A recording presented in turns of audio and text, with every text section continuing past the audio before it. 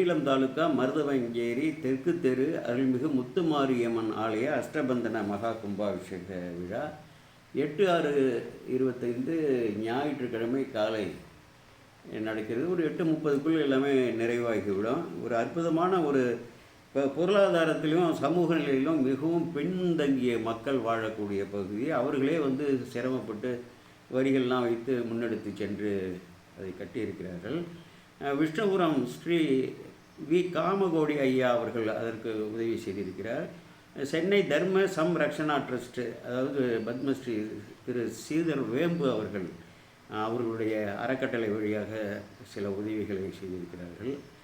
அந்த ஊரைச் சேர்ந்த ஆசிரியர் முத்துசாமி என்பவர் வெளியிலே வசிக்கிறார், சென்னையிலே வசிக்கிறார். அதை பிறந்த ஊரை மறவாத பிராமணர்கள் நிறைய பேர் இருக்கிறார்கள். அந்த வகையிலே அவர்கள் குடும்பம், அவர் சிவாச்சாரியார் குடும்பம், அதில் முழுவதுமாக அந்த ஊரில் உள்ள அத்தனை ஆலயங்களையும் அவர்கள் தொடர்பு கொண்டு அதை தொடர்ந்து பராமரித்து வருகிறார்கள்.